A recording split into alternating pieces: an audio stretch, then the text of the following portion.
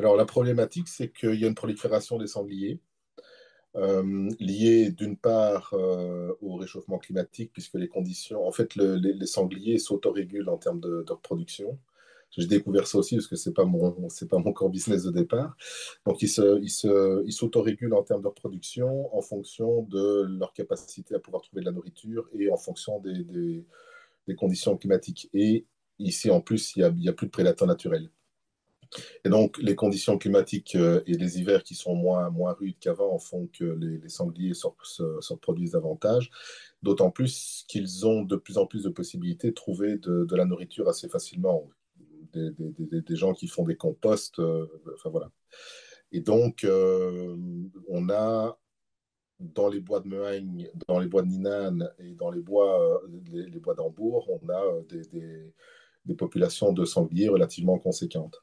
Et donc, on organise en moyenne 5-6 fois par an des opérations de destruction de sangliers que l'on doit faire assez discrètes, puisque si on fait une publicité trop importante, on a à ce moment-là les antichasses, des militants antichasses qui viennent retirer soit les panneaux d'information qu'on est obligé d'installer aux endroits où on va organiser les séances de destruction, ou qui viennent simplement faire du bruit et empêcher les chasseurs de pouvoir chasser.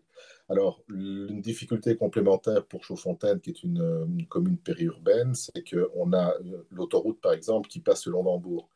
Et donc là, les chasseurs refusent d'aller chasser trop près de l'autoroute parce que s'ils blessent un animal, que l'animal va sur l'autoroute et puis provoque un carambolage, c'est leur responsabilité. Et donc, ils refusent d'intervenir à certains endroits de la commune. Et le fait qu'on soit à nouveau une commune périurbaine fait que les conditions de sécurité doivent être beaucoup plus importantes. On ne peut pas tirer n'importe comment. Alors, comment est-ce que ça s'organise? La commune prend contact avec les sociétés de chasse installées sur la commune de Chaudfontaine. Il faut qu'elle soit d'accord d'intervenir et de participer aux séances de destruction. Il y a un contact qui est pris avec le DNF pour s'assurer que c'est OK pour eux. Et puis alors, on organise la séance de destruction en fonction des endroits où on a repéré, soit on a repéré des sangliers, soit on a constaté qu'il y avait des dégâts relativement importants dans cette zone-là.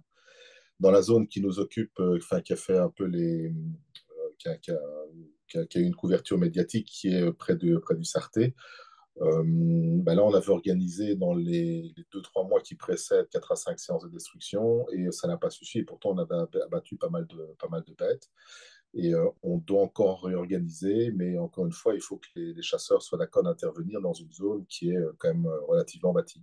Répertorié, il n'y en a pas. En fait, c'est juste un constat, entre guillemets, visuel lié aux dégâts ou lié au fait qu'on croise des bêtes. Moi, j'habite en plein centre d'Hambourg. Ça m'est arrivé une fois de rentrer chez moi et de voir un sanglier qui se baladait tranquillement sur la route.